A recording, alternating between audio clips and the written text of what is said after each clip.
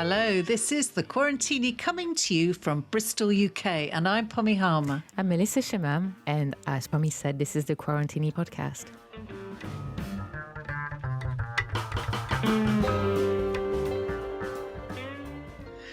In this episode, we'll bring you a mix of ingenious responses to the virus, creative ideas for the future, an in-depth interview, and maybe a dash of the unexpected.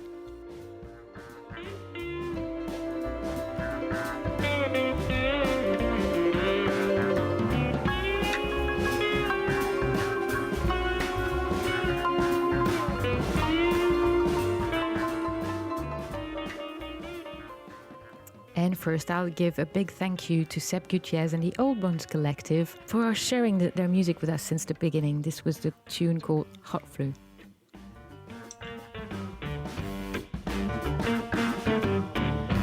Hello and welcome back. In this episode, we're going to be hearing all about the digital divide. And we've an interview for you from a researcher from the University of Cambridge. And we have our usual roundup, and we'll have more music from the Old Bone Collectives. So this week, we're thinking about the digital divide, digital poverty, people who have no access to the internet or lack the skills to use it. But before we hear from our Cambridge researcher, Dr Gemma Burgess, let's first hear a short clip from a local teacher, Jason Gillman. Do you remember, Melissa, in the last episode we mentioned in our roundup the Bristol teacher who's fundraising for laptops for his students? Yes, and it's very useful. I'm pretty sure many students and pupils will need it. Well, here he is. He's brand new to teaching, and he was so fed up with the situation, he launched a fundraising campaign to buy some laptops for his school. There are so many students, more than what you think, that don't have a laptop at home, and therefore they can't access their online lessons that they need to access because they're isolating, especially now because of COVID. And it's just unacceptable. The people are struggling out there. And I do see students that are online in my classes. However, there are many that aren't.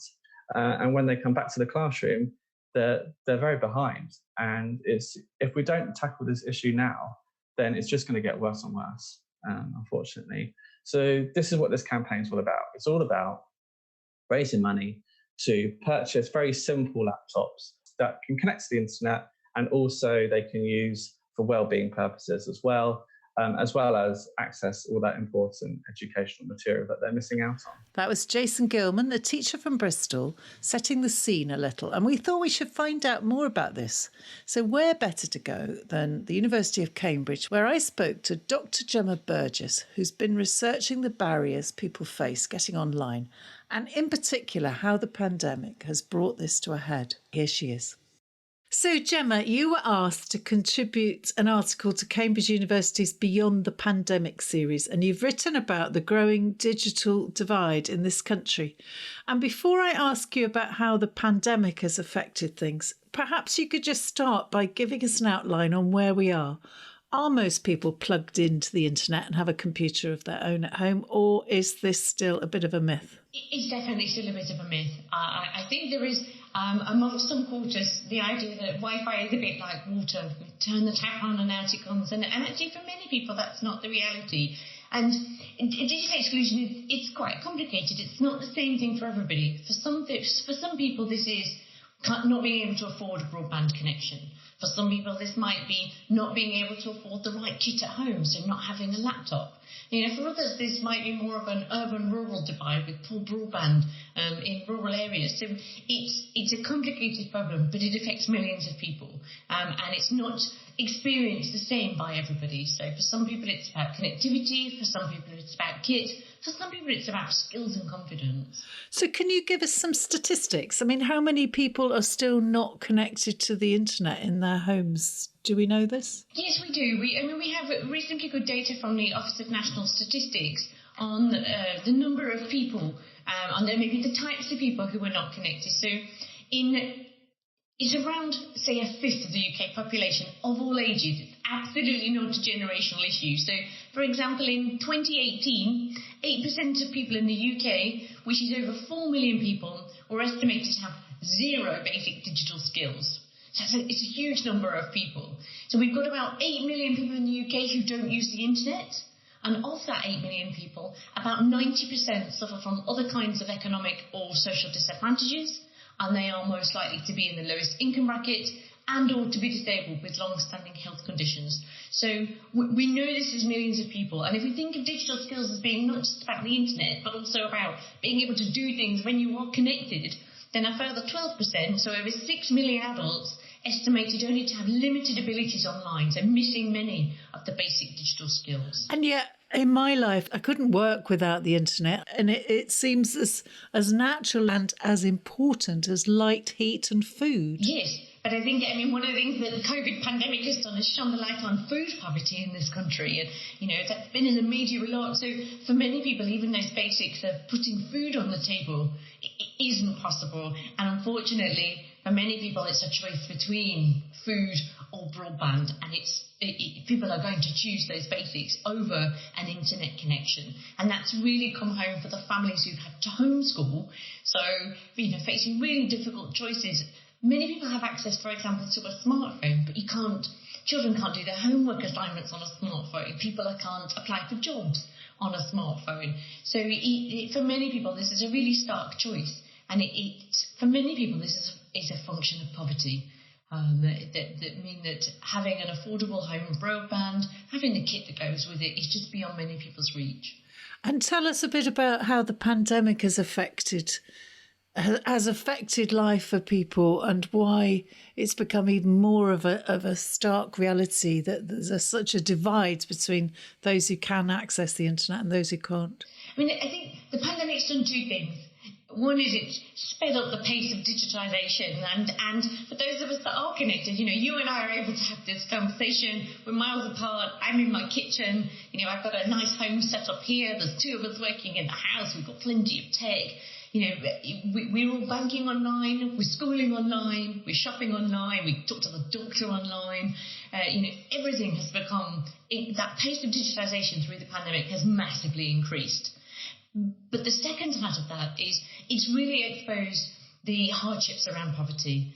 People have lost jobs, people have been on furlough, people have lost incomes, and those who are already poor have been pushed further into poverty. Food prices have gone up, for example. So what we see is a kind of, pincer movement of, everything going online alongside increased hardship caused by the pandemic. And for many people, that squeeze means that homeschooling, working from home is almost impossible. Yes. So what needs to happen? There are lots of people who are working on the ground in a very practical ways to tackle this. So, for example, the Cambridgeshire Digital Partnership is the group of organisations, a housing association, a youth partnership, who at the beginning of the pandemic turned their attention from the things they were normally doing with their communities to getting devices out to people, getting people online, helping people get a broadband connection, teaching them how to use it. And they realised this was going on across Cambridge, so they've come together and done that in a really coordinated way. And that's an example of something very practical. But this is bigger than that. For starters, we need better broadband. We've got really poor broadband compared to most other developed economies, and we need to do much more about that.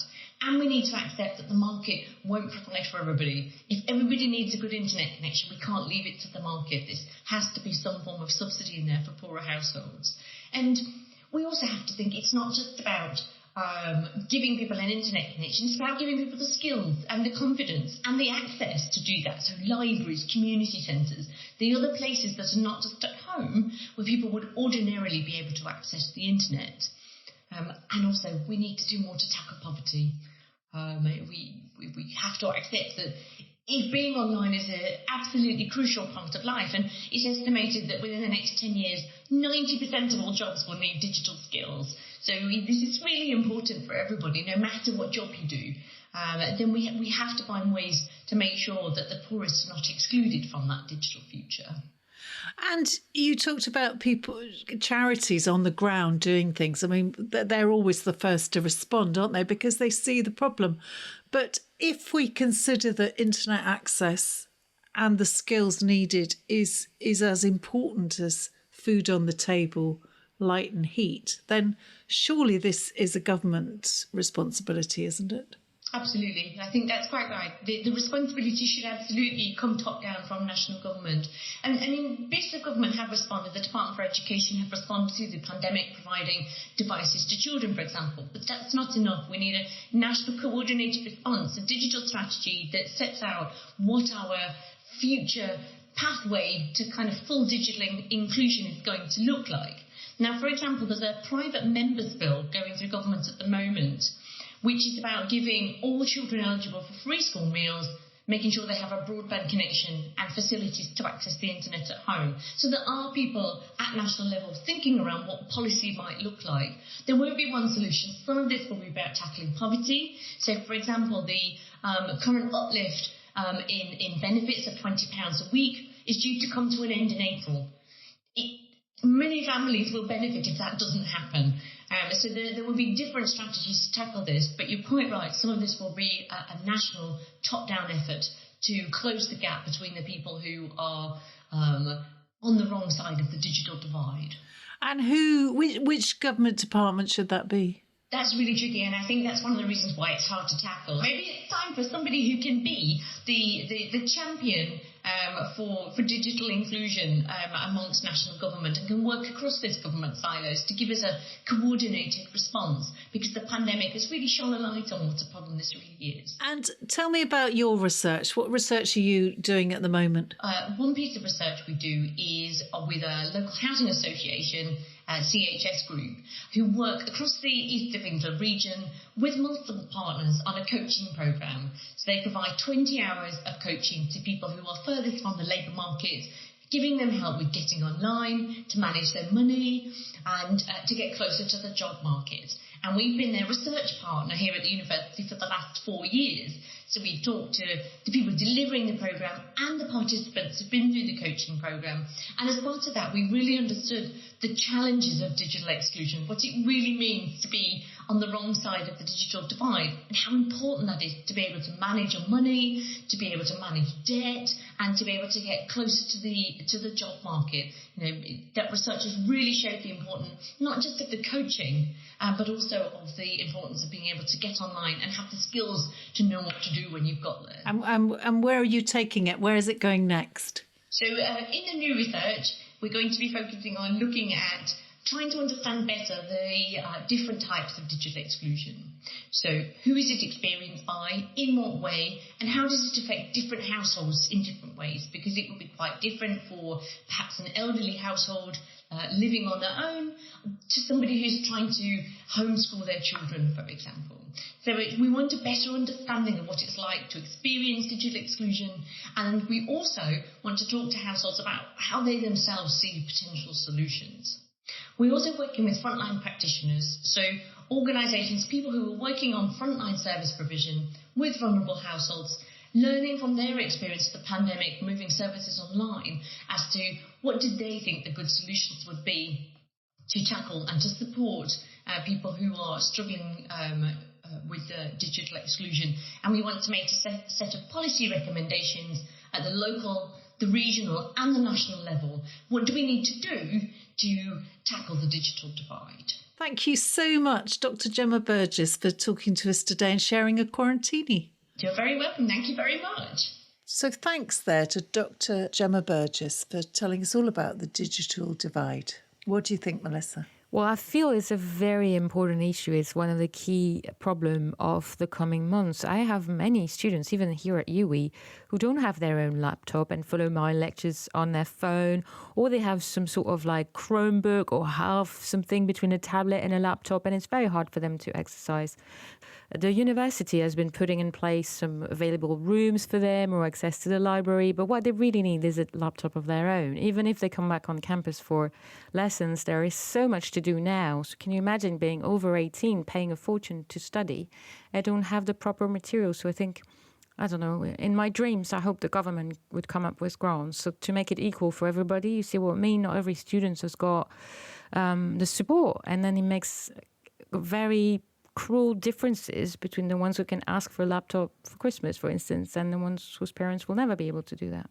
Okay, so now it's time for our weekly roundup. Yes, and we're going to start in Bristol, Pommy. Obviously, like We do, but obviously this week we've learned that Bristol is going to go into tier 3, right? After the lockdown, so it makes up that very, very few places will be able to open again. So I thought maybe we could ask our listener to share with us some of their great tips of, activities or meetup to have with their friends while it's getting into winter and we're still only able to meet outdoors. What would be yours, Pommy, or some of your friends? Yes, because we can meet up outdoors with up to 6 people still, but we can't go into each other's houses or even gardens. So my top tip is get yourself a thermos flask and fill it with hot mulled wine and carry it around with you everywhere. And I think you'll make a lot of friends that way. Well, I'd love to hear some of our listeners' good tips as well, because as you know, Pommy, I like warm weather, and I was very, very happy in Bristol until recently because it was sunny and warmer, but now I feel like these 2 weeks are going to be the hardest. So please do email us and send us ideas. You can even be featured on the next episode if you wish. The Quarantini podcast at gmail.com, or find us on Facebook and Twitter. Let's just think about Bristol then and what's happened recently. After giving birth to her daughter Mabel during the first lockdown in March, a Bristol poet, Joanna Bennett, wrote a poem called Tiny Lungs. And then she wrote a few more. And her 5-year-old son, Arthur, illustrated them because he was really, really into drawing at the time. And Joanna, who had already had 10 miscarriages, 10, said all of the poems are the inhalations and exhalations of the good times and the bad times and reflections that she's had during lockdown. I understood, she says, that drawing was Arthur's thing and was helping him get through lockdown, and writing was mine. So I asked him if he wanted to help me with my book. All the poems are quite vulnerable and they allow people to be vulnerable. So I'm hoping, she says, that the book will bring comfort to people. Her previous book, Follow the Fishes, was turned into a film and narrated by actor Rupert Everett. Some other good news, Pommy. Elsewhere in the UK, some giant pelicans, my love for animals. So giant pelicans could make a return in the country. It's one of the planet's largest birds, and their enormous Dalmatians pelicans have got wingspan of almost 12 feet. It has become one of the latest targets for rewilding advocates. Conservationists are already restoring the bird's wetland habitat in East Anglia, for instance. According to the environmentalist and author Benedict MacDonald, there are several sites there in East Anglia where the species could be reintroduced. Just to remind you, the Dalmatian pelican was common in the UK until about 2,000 years ago, so don't feel bad if you haven't seen any. But it was wiped out at the time by hunting and habitat loss. And now there were and could be again a greatest living bird in the country, according to that researchers. So I felt it was great news. I can't believe that the weather is good enough for pelicans. Don't they live in tropical climates? Well, it's just like palm trees. I always wonder how so many palm trees can be happy in London, but they managed. It's very exciting. And moving further west, we go to the USA, where I found out about the new Digs initiative. This was dreamt up by the CEO of a Texan video company who spent the first lockdown, lucky him, in a log cabin in the Rockies rather than commuting through the smoky traffic in Dallas. He decided after that experience to let 4 employees spend a month working from an Airbnb of their choice. And the aim was to rejuvenate the workers, reduce their stress levels and the anxiety caused by the pandemic. And it worked particularly well for some of them. Bit of a shame, Melissa, if you're a freelancer, because you haven't got a boss who thinks, you need to spend a month in an Airbnb and would pay for you. What do you think? I would definitely take that option. I've been dying to go to Sicily for months. And it's the first time in my life that I'm not going to Italy in more than 12 months, probably since I've been 2019, something like that. So, well, someone send me a boss offering that opportunity. Maybe you should write to this bloke. Yeah, another place where I could want to go is Africa. You know, I've been a correspondent there for a while. And one of the good news of the week is coming from there. A network of 13 African countries has now joined forces with global researchers to launch the largest clinical trial of potential COVID-19 treatments on the continent. It's called the Anti-Cov study. And it involves like the Institute of Tropical Medicine from Antwerp, other international research institutions, and it aims at identifying treatments to treat mild and moderate cases of COVID-19 quite early. These treatments could prevent spikes in hospitalizations that could overwhelm fragile and already overburdened health system in Africa. Dr. John Kengesetsong, director of the Africa Centers for Disease Control and Prevention, said there is a need for large clinical trials in Africa for COVID-19 to answer research questions that are specific to the African context. So the study will test the efficiency of treatment in 2,000 to 3,000 mild to moderate patients in countries like Burkina Faso, Cameroon, Ivory Coast, the Democratic Republic of the Congo, Equatorial Guinea, Ethiopia, Ghana, Guinea, Kenya, Mali, Mozambique, Sudan, and Uganda. Wow. All those countries, fantastic. That's a great idea, isn't it? And what they need will be completely unique to those countries. Yes, and if they need a freelance reporter to take some photos, they can send me an invitation. So, you know, at the beginning of this roundup, you invited our listeners to write in and tell us how they are managing to meet up with friends in the cold. Absolutely. I would love to know more. Well, I found out that in Canada, quite a lot of teachers have been taking their school classes outside. And this is Canada. This is not Britain. This is really cold Canada. They've been doing it in Quebec. They've been doing it in the Rockies. And I found out about one place that is teaching her band to play their music out in the cold. So these are people who blow musical instruments. So I suppose they play clarinets and saxophones and things. And they're not allowed to do it inside, obviously. So she takes them out, and she's allowed to take them out for up to 25 minutes at the moment. I suppose it will get less and less as it gets colder and colder. And she says it's just been fantastic because they can play together, they're outside, and it's about being together, isn't it? Doing something that makes them feel like they're part of a community. Yeah, I just think it would be much easier in South Africa or somewhere. Yes. No, but well done, people. I need to get used to it. So bring on your tips. They're hardy people in Canada, aren't they? I guess you need to do something that's high-level activity, right? If you're into the music, if it's very intense, or if you're moving a lot, even I will be able to do that at some point. Okay, I'll hold you to that, Melissa. Well, let's talk about it in April, will we? All right, so to finish off, what do we have? Well, I wanted to pick a song from our very special band, the Old Bones Collective, because I'm so grateful for them having been with us all the time, listening to the podcast and sharing that song for our opening music, Hot Flu. And I picked a warmer, sort of jazzy theme, other instrumental piece of them that's called Carlos, a very Spanish name that takes us on imaginary travel.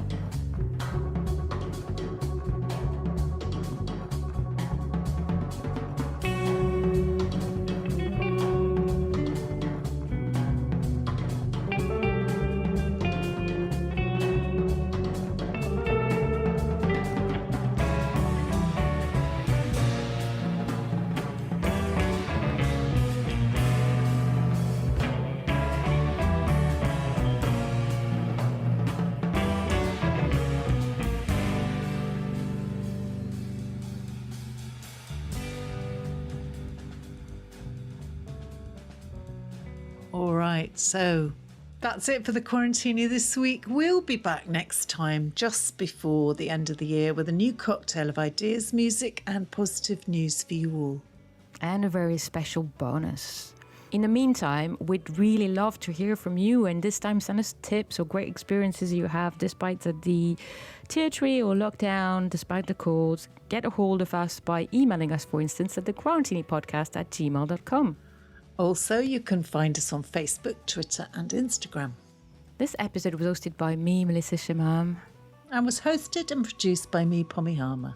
Thank you, Pommy, and thank you all for listening. And stay safe.